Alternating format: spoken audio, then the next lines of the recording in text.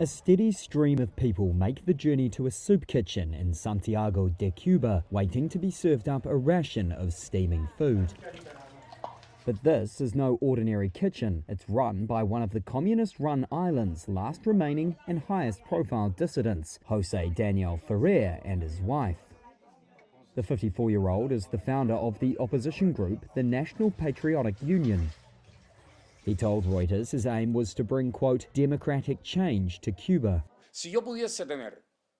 I wish my organization could have a soup kitchen in 3 or 4 corners far from here, with personnel who could work on this humanitarian job. Even if we had to look for resources, separate from my political activism, which is my main raison d'etre, because to me, Cuban democratization is the solution to the hunger we try to quell for so many people here and around the country. Ferrer said he was serving upwards of 1,000 rations a day, but that state security cordoned off the area around his home, threatening those who arrived with detention or removal of government benefits. The Cuban government did not respond to a request for comment on the allegations, which were backed by other dissidents and Ferrer's staff. Josefina Reyes has been helping out in Ferrer's kitchen for 2 months and says she was threatened by state security for doing so.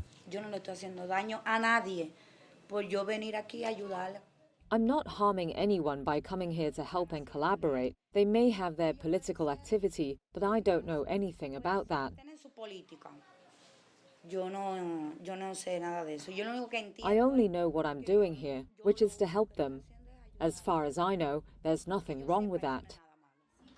Reuters did not observe any police activity during an approximately 5-hour visit to the neighbourhood. Ferrer has released videos and posted on social media detailing the alleged harassment, catching the eye of the US State Department.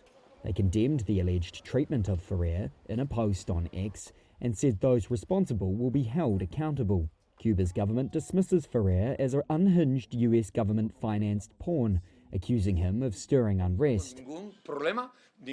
Ferrer, who has called for non-violent change through civil disobedience, said he had not received funding in 2025 from the US government. Cuba contends a decades-long US trade embargo and fresh sanctions imposed by President Donald Trump are to blame for economic woes.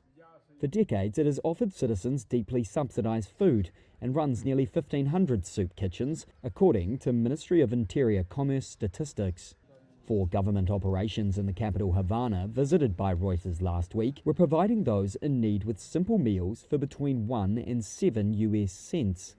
Ferrer was jailed in 2021 following anti-government protests on the island, the largest since Fidel Castro's 1959 revolution. Ferrer says upon release he was appalled by the depth of suffering and hunger he saw, a situation he blames on the government.